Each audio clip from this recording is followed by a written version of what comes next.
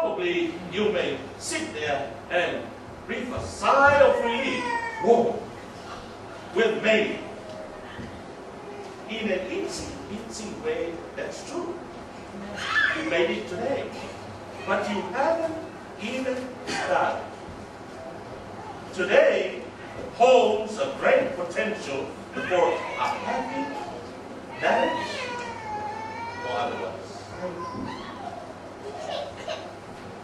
So, I want to give you some words to help you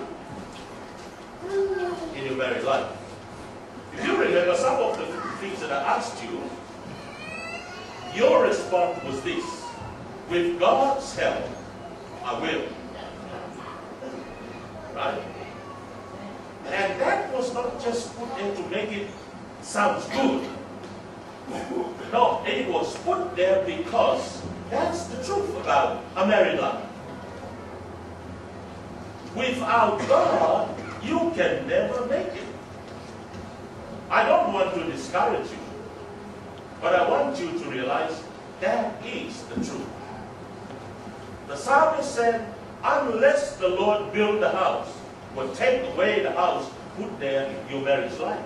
Unless the Lord build your marriage life, you will live in vain.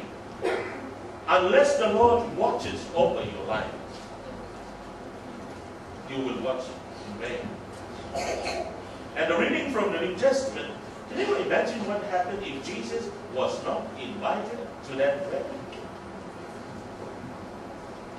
This is really typical of Samoan feast, especially wedding. All these people here know this truth, that if people come and they don't eat and have their fill and drink everything, no matter how good the wedding is, they said, oh, that was the worst wedding we've ever been, because not enough eating, not enough drinking. That's true. Today too, after this, we go to the reception, and if people go home hungry, they would say, oh, that was really bad. So, imagine running out of wine. And Jesus was there to do that. He turned that water into wine, and when the master of ceremony tasted it, he said, man, this is the best. You left it last.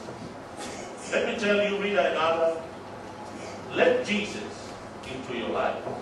And every time people taste that wonderful, refreshing wine of His love in your life.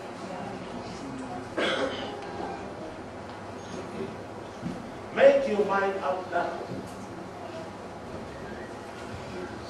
that you will begin your married life with Christ. He's a wonderful friend. He can make things happen that you cannot do. People of this world have never ever experienced what Jesus can do, because they haven't really invited Him into their life. This is a new stage of your life. Let me tell you a story about a city church that advertised for what do you call it? Someone to look after their church and things like that. And the advertisement in the paper said, all those who are interested will go to the minister's address. Early next morning, a young man, probably like you, Anna, dressed up nicely, knocked at the minister's door. And the minister opened the door, and the guy said, sir, I just come too. And then the minister took over. The minister said, can you peel potatoes? Can you cook? Can you wash the dishes? Wipe and put them away? Can you set up tables? Can you make beds? Can you mow the lawn? Can you do this and do that? Can you run to the bank, do the shopping? All that stuff. The poor boy was just standing there and looked dumbfounded. He didn't know what was all this about. When the minister finished, he said, sir, I only come to ask you if you could marry me and my fiancée. But if that is what married life is all about, I'm out of here.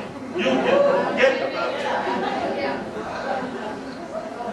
Of course, the minister was just thinking that he was applying for that job. But when you really come to it, that's what married life is all about.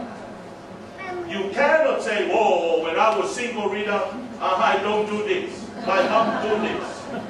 My father always helped me with this. The same thing with Rita. You are now joined together in marriage. And then live your life helping one another.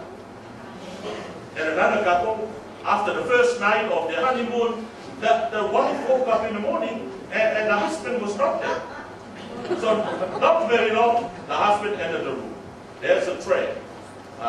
Fresh toast, marmalade, jam, egg and bacon, coffee, and orange cream, and a newspaper.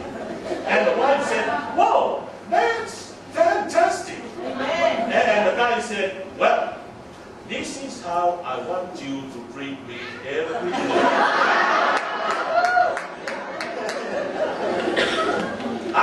Don't do that to your wife. I love this. Jesus would never direct you to live like that. He will open your life to what He can do for your life.